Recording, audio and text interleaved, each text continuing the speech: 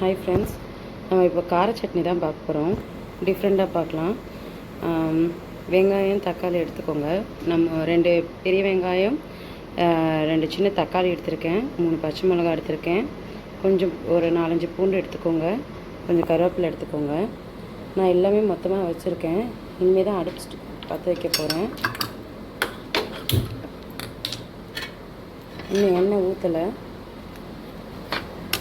மொத்தமாகவே எல்லாமே போட்டுக்கோங்க, ஒன்றாவே போட்டுக்கோங்க, ஒன்றும் ஆகாது. இது ரொம்ப வதக்க போகிறதில்ல, கொஞ்சம் எண்ணெய் விட்டுக்கோங்க. எண்ணெய் கொஞ்சம் கூட இருந்தாலுமே நல்லா டேஸ்ட்டாக தான் இருக்கும்.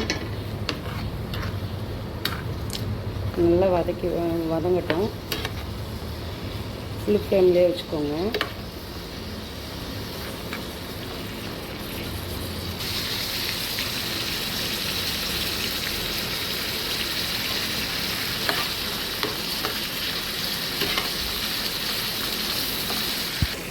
கொஞ்சம் ஓரளவுக்கு வதங்கிருச்சுங்க.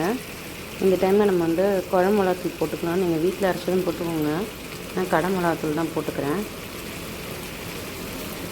நான் இது ஒரு 2-3 மெம்பர் அளவு சாப்பிட்லாம், அந்த அளவுக்கு தான் செய்கிறேன். இதை நீங்கள் ஒரு 2.5 ஸ்பூன் போட்டுக்கோங்க. கொஞ்சம் காரம் வேண்டாம் அப்படின்றவங்க பச்சை மிளகா கம்மி பண்ணிக்கோங்க. குழம்பு மிளகாத்தூளும் போட்டு நல்லா வதக்கிக்கோங்க. கொஞ்சம் ஓரளவுக்கு பச்சை வாசனை போட்டோம். இப்போ இது ஓரளவுக்கு வதங்கிடுச்சு. நம்ம இந்த டைமில் கொஞ்சம் தேங்காய் போட்டுக்கலாம். நிறைய செய்கிறீங்க அப்படின்னா இதிலே கொஞ்சம் குவான்டிட்டி கூட்டிக்கோங்க, கரெக்டாக இருக்கும். தேங்காய் போட்டு ஒரு 2 நிமிஷம் வதக்கினா போதும்.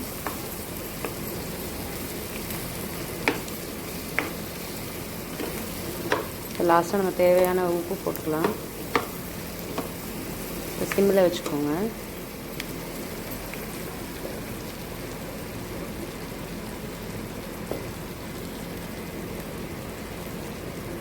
எனக்கு அளவு தெரியும், அதனால் நான் அப்படி போட்டுக்கிறேன். நீங்கள் செக் பண்ணி பார்த்துட்டே போடுங்க.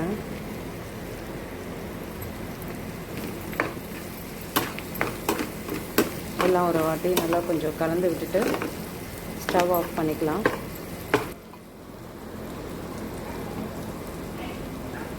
அவ்வளோதாங்க. நம்ம இதை ஆற விட்டுட்டு அரைச்சிட்டு கொண்டு வரேன், பார்க்கலாம்.